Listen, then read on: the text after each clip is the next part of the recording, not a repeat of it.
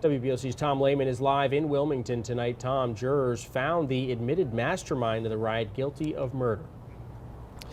Chris, Dwayne Stats had always said that he was a mastermind of the prison building takeover, but he claimed that Floyd's death was not part of the plan. Someone took bricks like this one from the wall and then used the corners of these bricks to chisel away at the names and dates that are on this wall, sort of like an eraser. If you look past me, you will see police vehicles blocking State Route 8 here in Dover. Beyond them are utility poles that have been tilted over by the wind that blew through here this morning. Chris, Danielle Hall's been putting up signs like this one around Kent County, but let's come around the side here and you can see what happened to this sign overnight. Today we learned from city documents that the parking garage is planned for this property just behind me off of Governor's Avenue. We are at the Square Dog Ranch near Townsend, and you can see the emu right over here in this enclosure. I'm gonna use this shovel. Take a look at that. That's probably about a couple inches of snow right there, but it is wet, it is heavy, and it is causing a lot of problems if you're trying to walk around or drive. With the help of Skycam 16, we're going to give you a bird's eye view of the location where the shooting happened. One of the big additions that came in the last round of grant funding was this training mannequin. It can talk. Are you a doctor? And administrators here at the fire school say that makes a big difference when it comes to training EMTs. Clients visiting the Modern Maturity Center will now have to get their temperature check when they walk in the door. It's easy though. All they have to do is walk in front of a kiosk just like this one, and this automated system will tell them whether their temperature is acceptable or not to enter the building. Normal temperature. If you don't maintain your property in Kent County, you may find one of these big orange notices right outside of your house. Rain has been picking up steadily here in Dover over the last couple hours. And right now you can see how deep the water has gotten here off Bradford Street. I am walking down right now onto what is actually a sidewalk. People who live in Woods Manor have been dealing with the trees that fell in this area for more than a week now. You can see the tree that toppled on top of this car. And there are a lot of homes that are damaged by trees that fell on top of them as well. But you can also see the debris that's accumulating outside of homes. Many homeowners are ill-equipped to handle that problem.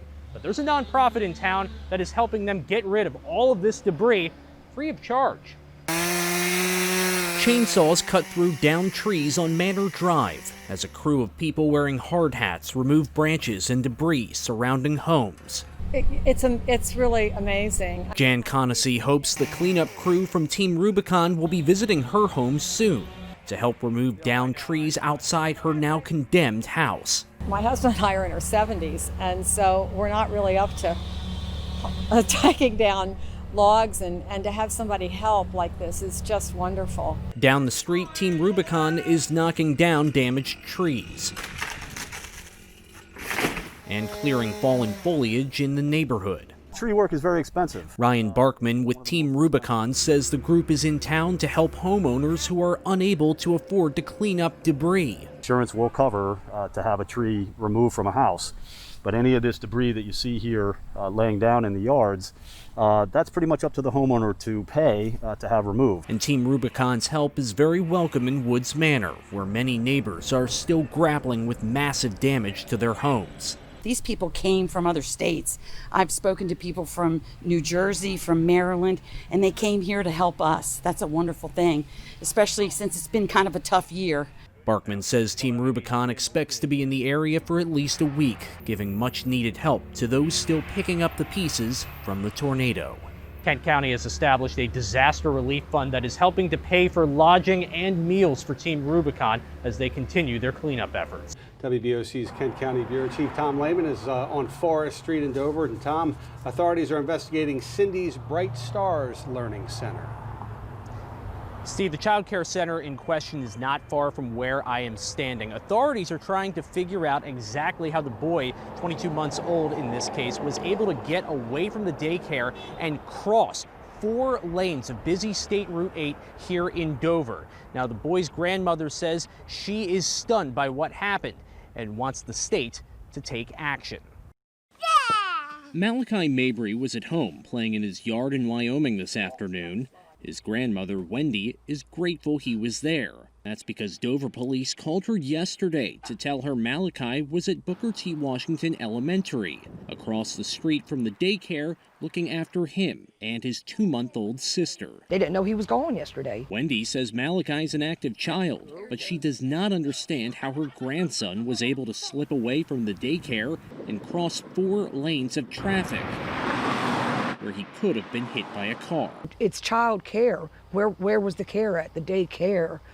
I give you him to watch him, and what happened? Dover police say employees at Cindy's Bright Stars told them Malachi apparently walked away while they were handling an incident with another child. We called Cindy's Bright Stars today to get comment and were hung up on. I visited the daycare, and the woman who answered the door promptly closed it without saying anything. Wendy is happy Malachi is home safe today, but thinks the state needs to crack down on the daycare and is still shaken from what happened. I was still in awe until I had him in my hands. I didn't believe that he was okay. It was scary. A daycare under fire after a toddler's unsupervised trip across a busy street in Dover. Evan Williams is still smiling about what happened on Halloween. The 5-year-old student at Town Point Elementary came to class dressed like Good Morning America host and former NFL star Michael Strahan. My mom told me about him, and he's my very favorite person. Evan's teachers liked the costume, and so did Strahan. Michael Strahan, my friend, I saw your costume. I love it. Strahan sent a personal message to Evan that was shared by Evan's gym teacher on Facebook. It offered compliments and encouragement to study hard. Keep it up. Keep up the good work, and you could be better than me. I'm a big fan of Michael Strahan, so I was very excited about that. Kindergarten teacher Gail Moore says she loves Evan's costume and reached out to gym teacher Corey Smith, who is friends with someone close to Strahan. I sent it to him, and he told me that he sent it to Michael, and I was like, wow, that's really cool. Soon, Corey's friend Doug Lawson showed up at school with a New York Giants helmet for Evan to wear. I was really excited. And Evan also got to see that video message from the one-time Super Bowl champion. I'm nothing, man. You're going to be great. I feel it. I see it. Smith says Evan is going to get an autographed helmet from Strahan, but he and other teachers here at Town Point are ecstatic that one of their students got to experience such a special moment. Yesterday, when Evan came back to the classroom, they all clapped their hands for him because they were so excited that he had that experience. A day later, Evan is back in class during a more normal day at school, but he's excited to have heard from one of his heroes. Thank you for sending the video. A video Evan will be cherishing for a long time. Reporting in Kent County, Tom Lehman for WBOC News, Dover.